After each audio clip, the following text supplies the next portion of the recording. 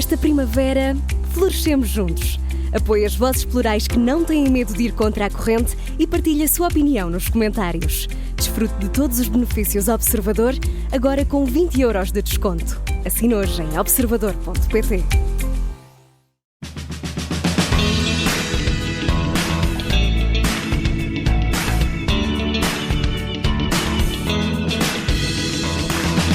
Decorreu há umas semanas o 51º Congresso Internacional de Cerâmica e pela primeira vez realizou-se em Portugal, nas Caldas da Rainha, eleita cidade criativa da Unesco, e em Alcobaça. Mais de 300 participantes de todo o mundo participaram em debates temáticos, apresentações de especialistas e eventos culturais. Comigo tenho os dois programadores e curadores das mostras presentes no evento, o historiador de arte e museólogo José Antunes, diretor do Centro das Artes das Caldas da Rainha, e o antropólogo e também museólogo Alberto Guerreiro, coordenador e curador dos Museus Municipais de Alcobaça. Olá José e olá Alberto, bem-ajam por ter aceitado este meu convite. Bem-vindos à Rádio Observador. Eu vou começar aqui por um de vocês, concretamente o José Antunes, que é diretor do Centro das Artes das Caldas da Rainha e que nasceu em Ouagadougou, é assim? É isso mesmo, é isso mesmo. Que era a cidade de Santa Comba, que era a cidade de Santa em Angola. Comba, exatamente. Nasceram os dois em Angola, é curioso. Nasceram os dois em Angola. Vocês fazem muitos trabalhos conjuntos? Não, penso que talvez tenha sido o primeiro, assim, de fundo. É verdade, de fundo. Primeiro Tu nas Caldas, José, e o Alberto em Alcobaça, são os dois especialistas. Já nos conhecíamos, mas nunca tínhamos sido. Sejamos, digamos, fregueses, cada um da sua... Exatamente. A freguesia do outro, mas de facto... Angola, 1972. Exatamente. E até 1965. O Alberto um bocadinho mais cedo. 69. Sim, e depois também veio, retornou-se, digamos assim, à metrópole, como se dizia, em 75. O José Antunes tem uma coisa muito curiosa para mim, tem alma alentejana, que é o facto de terem vindo para Valverde. Valverde, que é ali uma preciosidade ali a 10 km, a caminho das Alcáçovas, eu lembro-me, pertinho de Évora, que tem aquela coisa maravilhosa e única no mundo, que é o conventinho É verdade. Eu acho aquilo uma joia quase escondida em Portugal. Dizem que encantou o Filipe II, que esteve cá e disse: o meu império tem desde o Escorial até à pequenina joia de Valverde, que é uma igreja em cruz grega, uma coisa linda de morrer, é Renascimento. Tem aquele pátio manuelino, o tanque de Moisés. Aquilo é umas coisas fabulosas e ainda muito... Pertence à Universidade de Évora, se não me engano. Pertence à Universidade de Évora. E ainda muito preservada, ainda bem, mas que é uma perfeita joia. É verdade. A pertinho de uma cidade de património mundial, que é Évora, não é? É verdade. Não a única, diga-se de passagem, e Valverde e aquele território em particular tem verdadeiramente a fortuna de ter alguns dos exemplares mais extraordinários das construções humanas do seu tempo.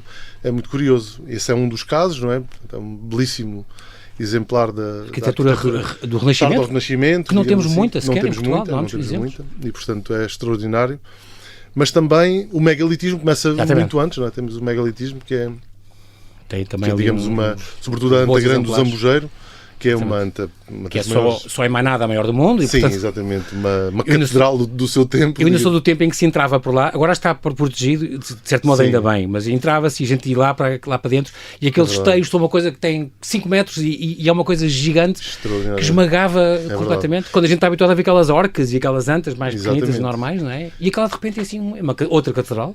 E tem uma particularidade para mim, verdadeiramente tudo extraordinária, que é o facto de ter sido, ainda há pouco tempo, estive envolvido numa visita orientada pelos arqueólogos da Universidade de Évora e do Serviço da Divisão de Cultura da Câmara Municipal de Évora.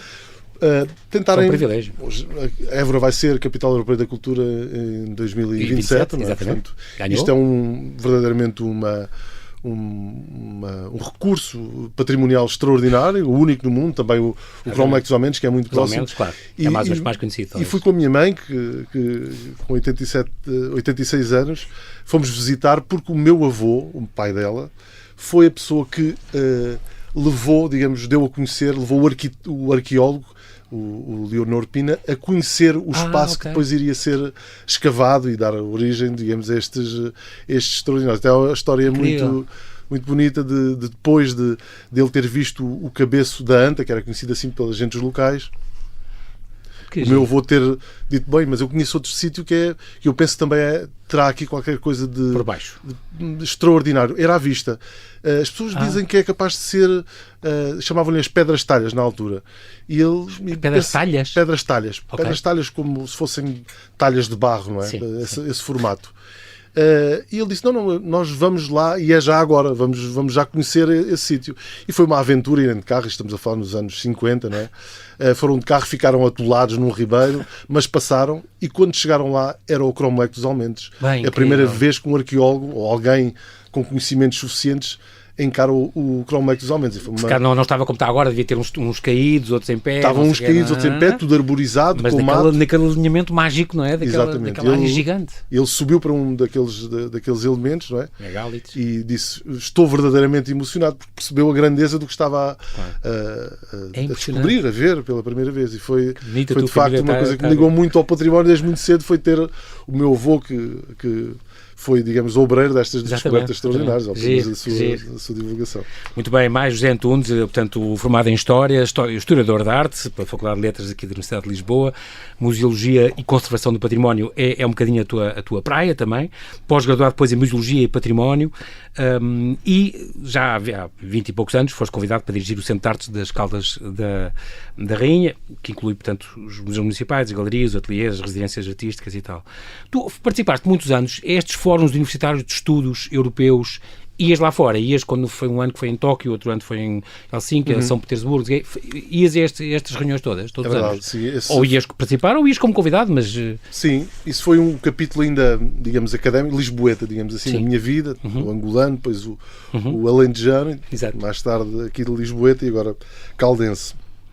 Esse capítulo verdadeiramente incluiu essa experiência muito extraordinária para mim, alguém que veio do Alentejo e já tinha cá irmãos, já tínhamos cá algum contacto, algum apoio, mas aqui relativamente próximo de nós, aqui nos Estados Unidos da América, o Colégio Pio XII, onde eu estudo, onde eu vivi. Exatamente. Aliás, faço questão de ver aí, foi muito importante para mim e para a minha formação. Para a minha formação. Para o pé dentro dos campos.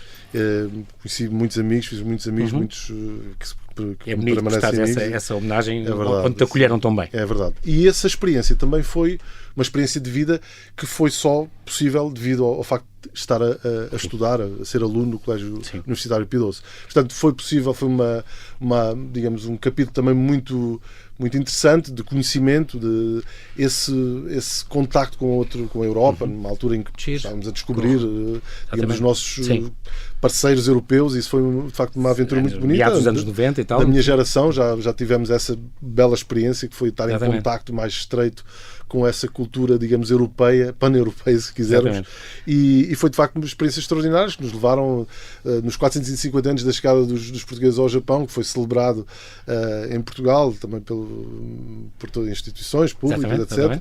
E tive a oportunidade de ir também ao Japão, portanto foi realmente experiências muito, muito interessantes. Só aqui uma última paragem aqui em Santarém, tu além de ter sido galerista também depois em Lisboa e em Cascais, tiveste ligado a coleções privadas e públicas, nesta Galeria de Arte Contemporânea Castelo Maior, por exemplo, e participaste também no restauro da Igreja da Senhora da Graça, só me lembro daquela magnífica rosácea linda, que é talvez a nossa melhor ou segunda melhor em Portugal, maravilhoso gótico, na altura da candidatura de Santarém a Património Mundial, mas que acabou por nunca ser aceito. Acabou por não ser aceito. Como capital do gótico, eu tinha um sonho, mas o que é que falhou aqui? Hoje em dia eu ouço dizer que aquele centro histórico está um bocadinho ao Deus dará, o que é uma pena. Foi uma pena. Perdeu-se ali um bocadinho o impulso, talvez não se tenham conseguido reunir, digamos, as vontades necessárias para conseguir constituir uma candidatura, digamos, sólida, mais forte, mais sólida, não é? Apesar do grande esforço que foi feito por muitos parceiros. Mas merecia, José? Achas que tens noção como capital do gótico? Eu acho que sim. Como de São Francisco, a Igreja de Marvila, todos aqueles géneros de coisas. Tem um património extraordinário e, como dizes, é pena que esse ímpeto nos anos 90 perdeu-se um bocadinho e, entretanto, as coisas estão com algumas dificuldades. Aliás, não é caso único em Santarém, um pouco mais ou menos. Mas é uma dificuldade que nós enfrentamos em cada um em seu território. Exatamente. O Alberto Carreiro aqui, portanto, é o nosso homem de Alcobaça aqui, nasceu em Luanda, veio depois para Algés. Tive esta passagem como agente de navegação, é muito curioso, Mário, que não tem nada. Tu foste sempre, isto não tem luz, mas está... Ok. Foste sempre, a tua carreira é muito engraçada, Alberto, porque tu, o homem da cerâmica, o homem dos museus todos de Alcobaça e mais alguns, e os que ainda aí vêm, e os que já existem e os que ainda aí vêm, a tua carreira e a tua vida foi sempre encontrando assim uns escapes e umas epifanias e foste agarrando essas oportunidades. É muito engraçado, porque foste saltando. Vamos lá ver, eu sempre tive esta apetência pelas artes, não é? Desde pequenino. Vivia em Algés, estávamos muito próximo de Belém, portanto eu cresci com a minha mãe, quando não tinha nada para fazer comigo, levava-me aos museus de Belém, portanto eu cresci com o Museu da Marinha, cresci com o Padrão de Descobrimentos, com aquilo tudo, não é? Portanto, a questão do património já vem daí, digamos assim. E depois é verdade também que de Angola e da vivência que tive, sobretudo com o meu avô, com quem eu cresci muito. Tinhas, se não me engano, até um bisavô que andou com o Serpa Pinto, era esse? Sim. Andou com as campanhas da África. Você sabe coisas aí que eu não pude. Mas sim, o meu bisavô foi... Até tem um livro, editou um livro que chama-se Nova Lisboa, curiosamente.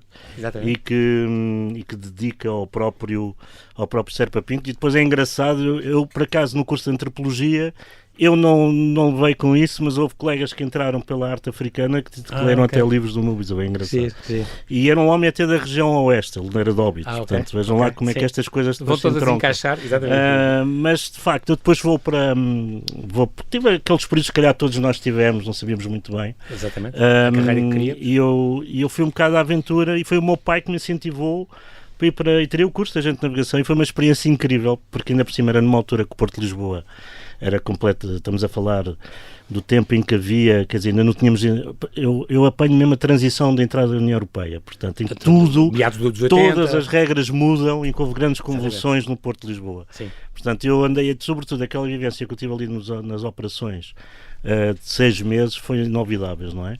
E depois é engraçado, depois que eu trabalhava numa empresa espanhola. Luso-espanhola, não era uma agência? Exatamente. Os espanhóis, por causa destas convulsões, decidem fechar o escritório em Lisboa e eu recebi, eu não digo que foi uma brutal, mas recebi uma boa indemnização. E o primeiro incentivo que eu disse, vou viajar, não é? E realmente viajei até, acho que foi fundamental, fui viajar para Florença. Pronto, e de facto aí tive um género... É o síndrome de Stendhal, não é? Tive aí um género de uma epifania, se calhar ali na Galeria dos Ofícios, e de facto... É os Botticellis a funcionar. Pronto, e fiquei, e quando regressei disse para mim mesmo, não, eu vou... É isto que eu quero fazer. E depois tinha já um lugar numa agência, eu se calhar hoje achava aquilo ótimo, porque era uma agência... Eu trabalhava numa agência super moderna, e a agência que eu ia trabalhar, não vou dizer qual é, era muito clássica, tinha assim um mobiliário muito antigo, e deram-me uma seca enorme até me chamarem, mas eu sabia que eu já tinha aquele lugar, eu decidi, aquela meia hora ou mais de meia hora, eu estive a pensar na minha vida, e disse, não, ou é agora ou é nunca. Levantei-me. E não foste à entrevista sequer. E não fui à entrevista, inscrevi-me, houve uma série de vicissitudes, completamente fora dos prazos, tive que fazer um requerimento ao Ministro da Educação. É verdade, que era o Roberto Carneiro. Exatamente, fiz aquilo. O que é que eu disse? A senhora na altura disse, olha, tenho que escrever uma coisa muito concreta. Isto porque já tinham passado os prazos para te inscreveres em antropologia. Olha, o Ministro não dá isto a qualquer pessoa. Eu disse que tinha tido uma epifania, tinha visto um quadro. Mas tu estás na pessoa extraordinária que é o Roberto Carneiro. Era e é. E o facto é que depois, uma semana depois, recebi uma carta, e depois com aquela carta... E depois o que era incrível é que quando eu cheguei para me inscrever, depois aquela hora é mais um Kiko Macunha daquela... Exato. Deve ser filho do Presidente. Mas o que é engraçado, eu guardo um bocado esta mágoa, foi que eu depois do meu trabalho profissional é para a Universidade Católica, em que fiz um estudo ligado ao Grande Jubileu, fiz uma investigação grande, e então eu ia à torre da Universidade Católica precisamente receber duas coisas, ou credenciais ou o dinheiro que precisava para fazer a investigação. E aquilo é assim uns corredores com ângulos retos, e eu saio do elevador e choquei com o Roberto Carneiro, que já não era ministro. Na altura? Choquei mesmo. E agradeceste então? Não, quer dizer, ficámos naquela, ele pediu desculpa também, entrou no elevador e eu fiquei sempre com esta coisa esta mágoa de não ter dito, olha... Não, o ciclo tinha-se fechado ali, eu disse, estou aqui graças a si. Exatamente, isto é até me estou a arrepiar um bocado. Olha, é engraçado dizer isso. Pai, há uma semana tive aqui outro convidado que me falou também dele, de como ele tinha sido importante, e eu, pai, há 15 dias estive num casamento com ele. Ele está muito debilitado fisicamente, mas tem uma cabeça extraordinária. E eu disse, o doutor já não se lembra de mim, eu trabalhei consigo no Fórum Estudante há 33 anos, e ele, João Paulo Sacadura, eu me lembro. E eu fiquei assim, como é que é possível esta cabeça, este homem extraordinário que fez um papel incrível, continua lúcido, já sabes, se ele tiver a ouvir isto, vai saber. Olha, eu agradeço daqui. O Alberto Carreiro está agradecidíssimo porque foi se calhar devo-lhe a minha carreira. Conseguiu entrar em antropologia graças a si, que deferiu aquele teu pedido. Sim. Incrível. Antropólogo e museólogo, portanto, e é engraçado, cá está outra coisa, eras para ser antropologia política, era o que tu querias seguir em princípio, mas por falta de orientadores acabaste por ir para os museus. Porque eu tinha um orientador que me marcava muito e ia seguir muito. Aliás, já tinha o meu campo de trabalho, era uma aldeia, tinha havido um género de motim na aldeia e eu queria trabalhar olha, se calhar agora estava cheio de sucesso, né? Era as tensões sociais que eu me queria dedicar. Okay. Simplesmente as duas pessoas que me podiam orientar e que eu prezava, que era o professor Rocha Pinto e a seguir a professora Paula Godinho, estavam indisponíveis. Para além de, houve um problema com o professor Rocha Pinto que me chocou tanto na universidade que eu disse, não, vou deixar isto. Portanto, segui a minha segunda paixão, que era as artes e o património. E havia uma oportunidade de fazer investigação no Erasmus, mas não porque eu tinha as cadeiras, portanto, eu podia aproveitar aquele Erasmus para fazer investigação e pronto, e lá fui eu para Amsterdão fazer. Foi o melhor que eu fiz na vida, acho eu. Aproveitaste. É engraçado porque depois, hoje em dia és museólogo da Câmara Municipal de Alcobaça, tens estas a teu cargo, como programador, ou como gestor, ou coordenador técnico. Passam por ti estes museus todos, o Raul da Bernarda, e aqui falamos da maravilhosa louça azul, que já vamos falar quando falamos dessa cerâmica daqui a um bocadinho, mais dedicado talvez à cerâmica contemporânea, e que nas reservas tem, é outra coisa que se fala após deste congresso, nas suas reservas tem este espólio deste simpósio que aconteceu em 87, lá em Alcobaça, que é uma coisa única, a nível da cerâmica mundial, é impressionante.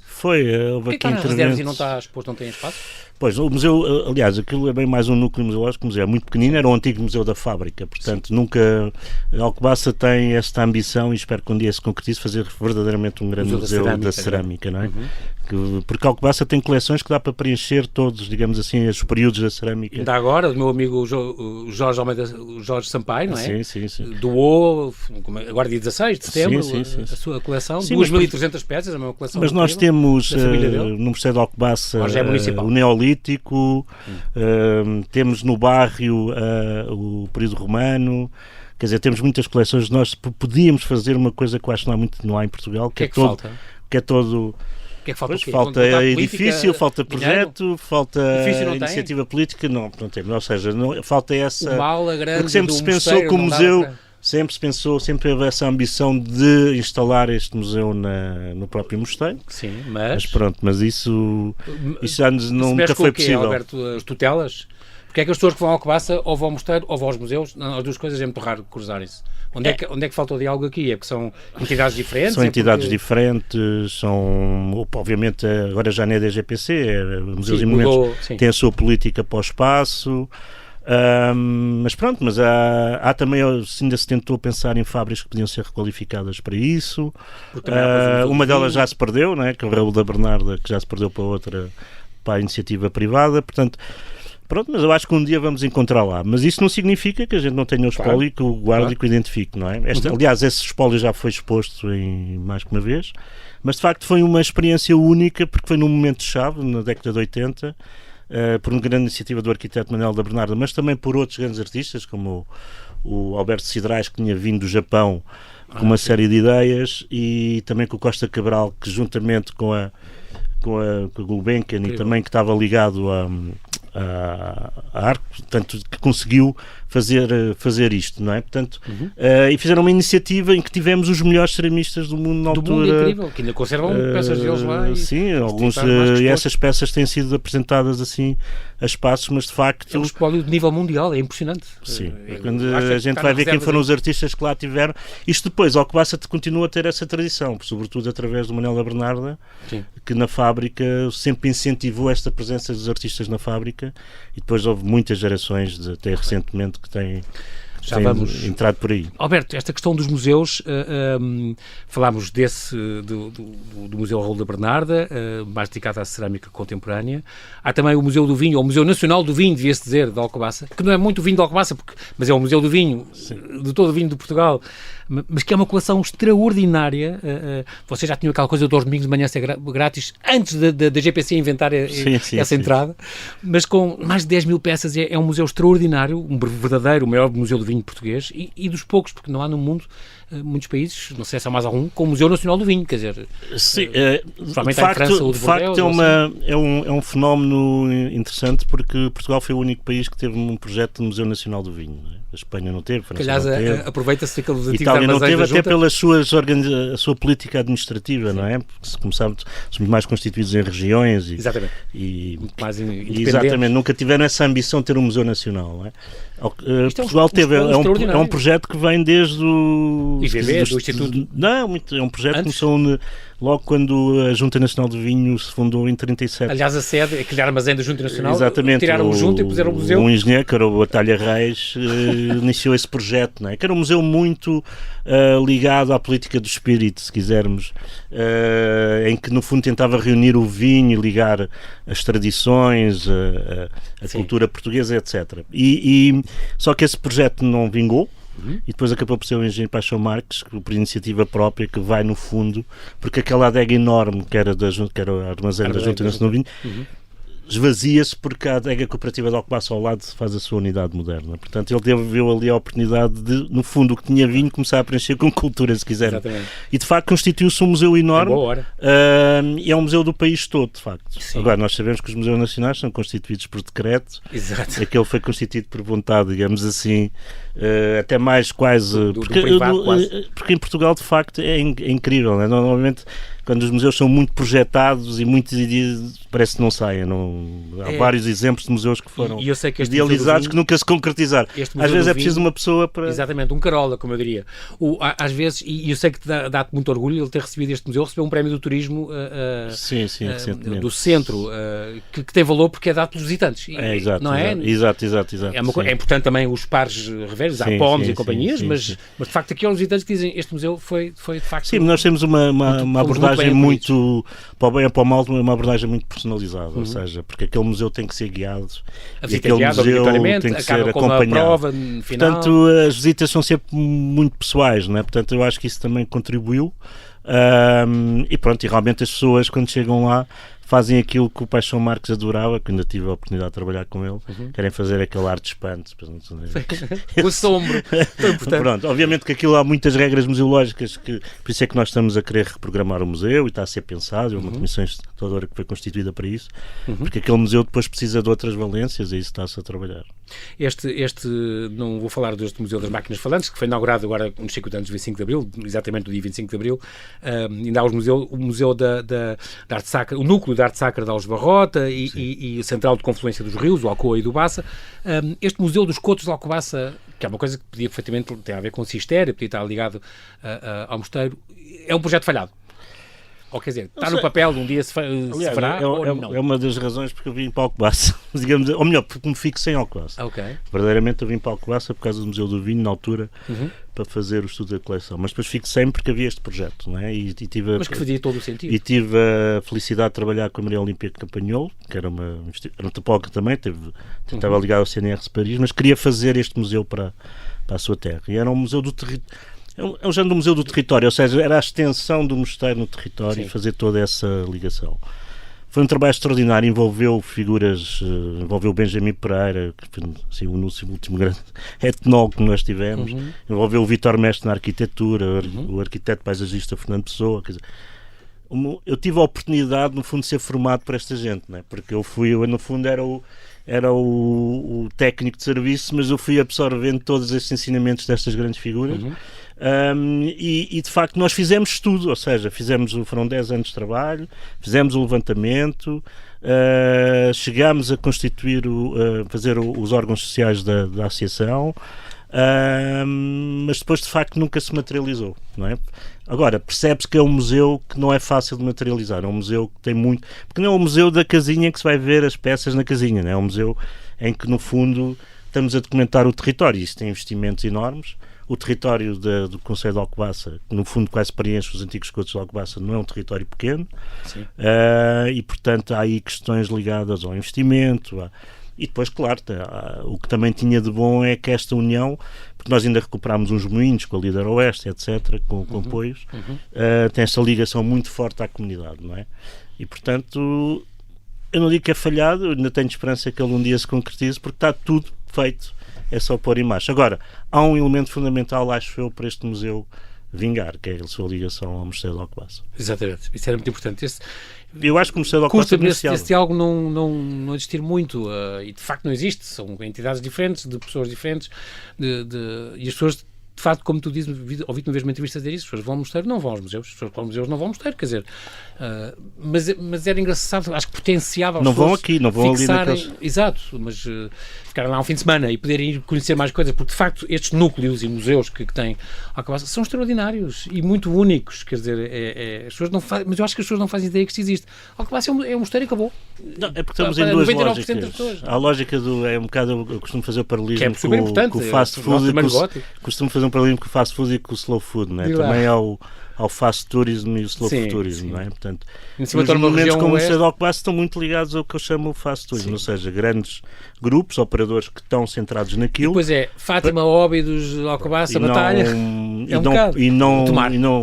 portanto, nós se recebermos 10% daquele público que vai ao mosteiro, que é muito bom, são cerca de 200 mil visitantes por ano, já ficamos muito contentes, mas não, as lógicas neste momento são diferentes. Será que é 10 mil por ano nos bons anos? É média, sim.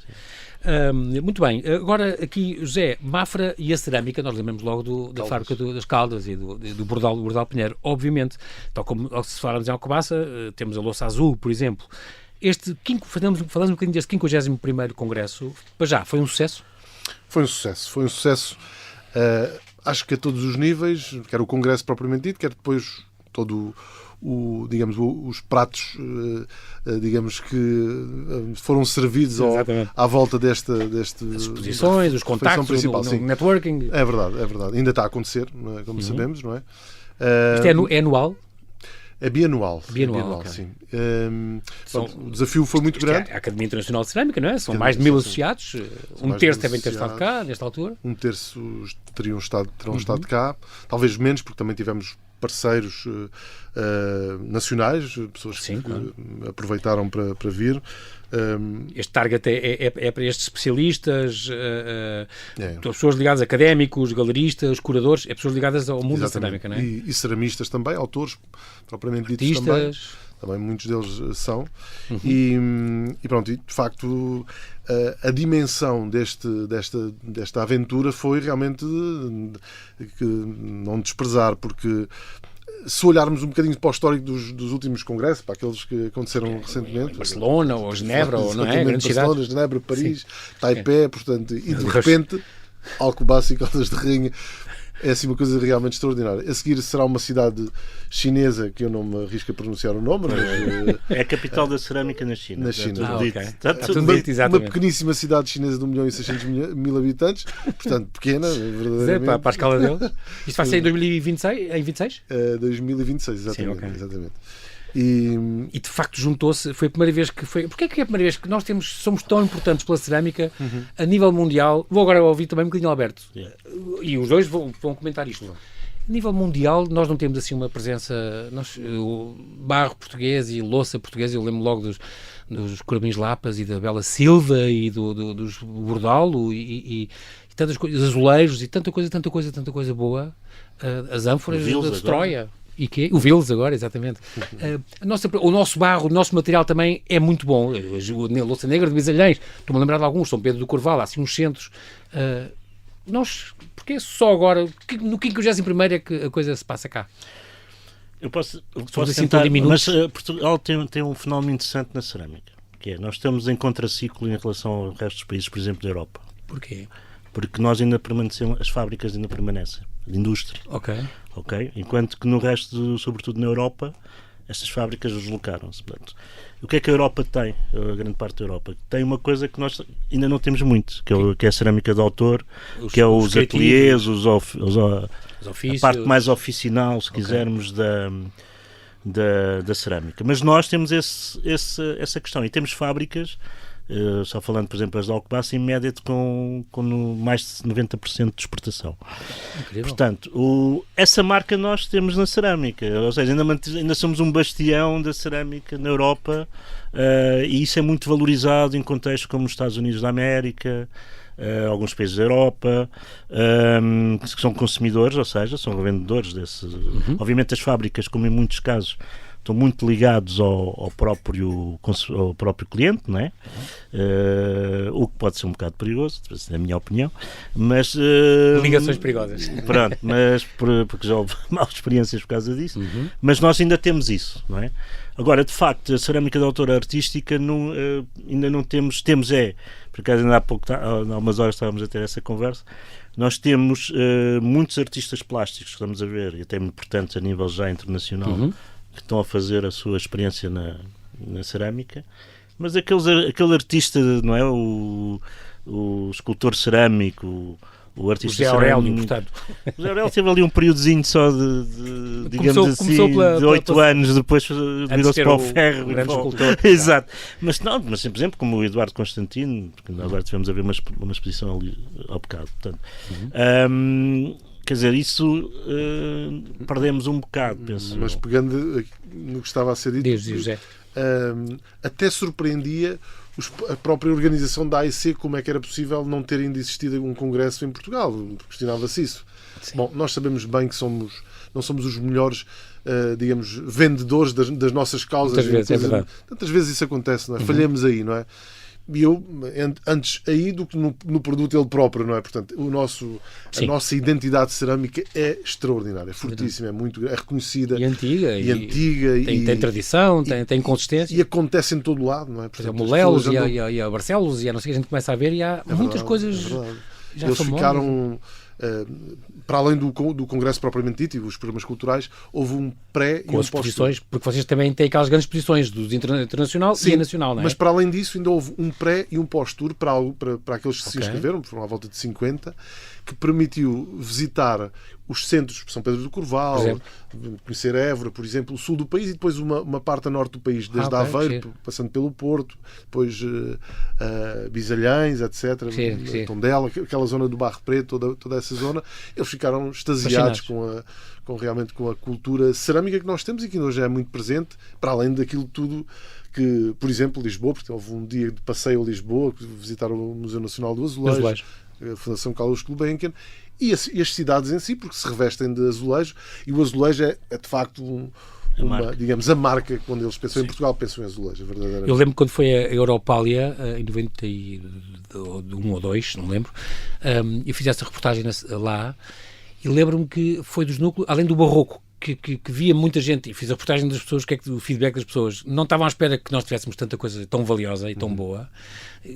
Europeus do centro deviam achar sempre que nós éramos aquele país pobrezinho da periferia, mas sobretudo muito o azulejo.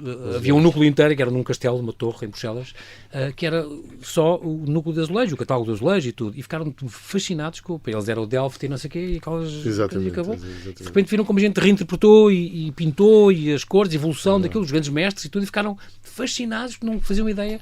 Nós tínhamos inventado tanto. Mas o que é também interessante, pelo menos foi isso que eu absorvi, por exemplo, teve uma delegação chinesa, por exemplo, os que vieram.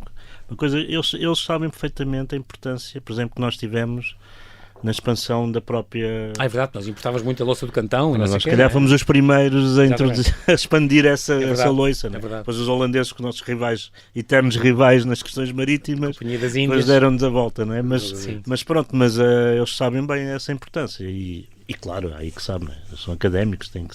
Obviamente sabem, mas foi interessante saber de certos contextos assim que sabem perfeitamente a nossa importância nesse aspecto. E incluiu estas grandes exposições, nomeadamente em Alcobaça, no Armazém das Artes, um tal fundado pelo José Aurélio, se não me engano, já há uns anos, há 7 anos, com esta cerâmica mediterrânea e a sua... Aliás, isto era o tema deste congresso, a cerâmica no mundo mediterrâneo, da antiguidade à contemporaneidade.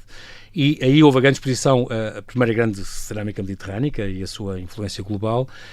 Houve também um núcleo sobre o José Aurélio, não é? O próprio próprio... Sim, quer em Alcobaça, quer as Caldas, nós fizemos exposições paralelas que se integrassem com, no caso do Armazém das Artes. Fizemos uma exposição com o Zé Aurélio para fazer essa retrospectiva, porque ele teve ali 8 anos ligado sobretudo à fábrica da Secla das Caldas. Okay. E também fizemos uma coisa extraordinária, que é os pratos de guerra, porque a Olaria de Alcobaça tinha feito os pratos de guerra sobre a Segunda Isso é uma Guerra coisa Mundial. Extraordinária. E o Zé Aurélio queria muito fazer, mas com outros artistas também, então fizemos também essa... Fala um bocadinho do que esta é uma antiga iniciativa da Olaria de Alcobaça, que era estes pratos... Pois, isso é daqueles mistérios que ainda hoje gostávamos de saber, porque sabendo estamos a falar... Atenção, porque são pratos de guerra, não só fazem no fundo a história da Segunda Guerra Mundial, mas que assumem uma posição política desde o início. Portanto, mesmo numa altura que ainda... Não, aquilo é completamente pró-britânico e pró-aliado. Portanto, são pratos assim. Todos coloridos, mas têm os dizeres no meio que iam relatando dia em que os aliados chegaram à praia da Normandia. Por exemplo, há um de 1940 tem logo aquele excerto do Churchill, não é? Nunca tantos tiveram tão poucos. Portanto, exatamente. É extraordinário. O que é extraordinário é que numa altura que não sabia para onde é que ia pender a guerra, não é? Podia ser e sabendo, como nós sabemos, que na altura quer Portugal, quer até Alcobaça, muito concretamente, tinha tanto interesses britânicos como alemães, não é? Inclusive Alcobaça tinha uma grande fábrica controlada pelos alemães, que era a Fiação e Tecido. Portanto, é muito interessante, sabendo ainda para mais que a fábrica pertencia a duas figuras da elite de Alcobaça, os Vieira Natividade, não é? Ainda que depois tivessem o Silvino da Bernarda, que também era um dos sócios. Provavelmente um dia haverá assumir logo ali uma protagonismo, assumir logo ali uma posição política. Exatamente. Não é? É muito curioso. Quer dizer, depois aqueles pratos já de 44 ou não sei o quê, a gente já até podia dar por barato. Agora logo ali no início. Eu acho isso uma ideia extraordinária e acho muito corajoso também da altura, exatamente essa exposição e esses pratos. A coleção chamava-se 45/24. É pratos porque nós foram convidados artistas contemporâneos para fazer pratos de agora. Então de 1945 e outros de 2024. Exatamente, e quis incluir que não fossem só de guerra, também fossem de paz, num certo sentido, estes novos Daqui então entrou também o José Aurélio, a Liliana Sousa, a Sofia Arial, a fazerem também pratos contemporâneos. Mas recriar esta iniciativa da Olaria de Alcobaça dos anos 40 é uma coisa extraordinária. Essa coleção, essa exposição podia perfeitamente depois, não estou a pensar a pô-la cá no Museu do Azulejo ou uma coisa assim, ou não, emprestá-la. Então, exportá-la neste caso. Está lá fixa ou não? Não, ela é uma exposição temporária. Aliás, a coleção não é... Isto teria muita graça. A coleção é privada, vem de dois colecionadores. A da Olaria. Sim. As outras não, vai ficar, o Armazém das Artes vai ficar com um dos exemplares. O outro exemplo, pediu-se a cada artista que fizesse 3. Um para eles, outro para fazer um leilão, vai ser feito um leilão, e um terceiro para ficar para a coleção. O leilão vai reverter para alguma causa... Para já vai reverter para a causa do próprio Armazém das Artes e também para os artistas. Isso é uma causa meritória, dos apoiar artistas, os equipamentos, não é? Sim. Muito bem. Nas Caldas, uma imersão cultural criativa única, aliás, ser um ponto focal importante na cidade criativa. As Caldas também foi uma coisa muito importante. Sim, a cidade criativa, de facto, transformou bastante a cidade nos últimos anos. Isto já foi quando, Zé? Foi já... Portanto, a designação foi obtida em novembro de 2019. Ok, há 5 anos. Há 5 anos. Constitui ciclos de 4 anos. Ao final de 4 anos temos uma avaliação que está agora a decorrer. E em princípio estaremos bem nesse Por causa de toda a ligação às artes e à pintura e aos malhoas e à cerâmica em particular. A cerâmica em particular. E depois todo o invólucro das Caldas vive muito da ideia da cultura, não só, digamos, material, mas também o teatro, a música, etc. Portanto, todos. E depois teve, de facto, um ímpeto recente muito grande, que foi o aparecimento de uma escola superior de arte e design com muitos alunos e com muito impacto na cidade. E, portanto, isso renovou uma ideia... muitos artistas que saem de lá. Muitos artistas saem de lá. São esse legado que veio dos Malhoas e dos Bordal de Pinheiros, dos Mafras, etc., tem sido renovado e ampliado de uma forma extraordinária. Essa designação tem sido muito importante. E tem-se visto, de facto, uma transformação grande no setor da cerâmica em particular, mas em todo, porque para além de sermos cidade criativa da Unesco, somos na área, há 7 áreas temáticas, é o artesanato e artes populares. E por isso é que a ideia da cerâmica vive aqui. Claro que isto é tudo muito transversal e não é uma gaveta onde se passam coisas. Portanto, sim. É um espaço mais dinâmico, que atravessa contágios. Isso faz a riqueza disto tudo. A ocasião deste congresso, deste 51º congresso que decorreu em Alcobaça e nas Caldas, vocês editaram este guia com os principais ceramistas e os seus ateliês. Foi por causa deste congresso. Isto agora existe, as pessoas podem ter isto e ter acesso e poder visitar? Sim, nós temos os ateliês com este mapa. Sim, é uma ideia muito gira. Preparámos, já existia desde há cerca de 2 anos um site que é o caldascidadecriativa.com. Podem ir ver, temos lá as notícias, os criadores que estão a operar, o tipo de trabalhos que fazem. E portanto, isso é uma espécie de um repositório dinâmico onde as coisas vão sendo colocadas, essas informações. Depois, em particular para esta semana de grande atividade, criámos uma oferta, procurámos criar uma oferta interessante e, portanto, as visitas, estabelecemos um roteiro de visitas aos ateliês dos artistas, começando logo por aqueles que pertenciam à própria academia, a saber, o Carlos Enxuto e Ana Cruz. Ana mais Betânia como autora, é assim que ela assina, mas ela está individualmente. E, portanto, depois todos uma série de artistas se disponibilizaram porque quiseram receber. Também a nossa matriz, digamos, nas Caldas é uma cidade que recebe, não é? Que recebe, sempre foi assim e, portanto, queríamos que continuasse a ser. E as próprias lojas, o comércio tradicional em particular, também disponibilizou as suas montas para mostrar cerâmica com esse tema que atravessou um bocadinho a cidade e depois outras ações que foi possível realizar e que inundaram, digamos, de cerâmica e de cultura, digamos, estes dias que aqui para muito bem, ficou aqui um bocadinho este balanço deste congresso. Entretanto, devo dizer que há 2 catálogos, há também os catálogos que saíram deste congresso, com muitas das participações. Quero agradecer aos 2 muita disponibilidade em terem vindo. Obrigado, cá, muito importante, José Antunes, Alberto Guerreiro, bem-ajam por ter vindo aqui à Rádio Observador. E assim, se as pessoas quiserem saber mais, podem sempre consultar o site. Ainda existe o site do congresso? O site da Academia ainda está a funcionar. A AIC, não é? Sim, a AIC. No caso em particular das Caldas, seria este caldascidadecriativa.com, onde podem ver mais informação. Depois as redes sociais também vão alimentando. Da parte da Alcobaça, Alberto, há algum site que concentre toda a vossa atividade também dos museus e não sei o quê? Sim, nós temos um site da Câmara que tem isso. Inclusive para a Exposição Internacional também foi feita uma página onde as pessoas inclusivamente podem descarregar o catálogo. Eu, em relação ao Congresso, gostava de dizer uma coisa que não sei se eu fiquei muito surpreendido. É que nós percebemos, menos da relação que nós, isto agora na conversa, não é estar aqui a vender nada, mas é que eles disseram que tínhamos feito um upgrade do próprio Congresso, ou seja, em termos de qualidade desde as exposições, que para nós, sabendo as cidades que tinham estado, desde Barcelona e outras, ficámos um bocado surpreendidos com isso e agradados. Ainda bem. Então, José, Alberto, até breve, bem-ajam por terem vindo. Muito obrigado.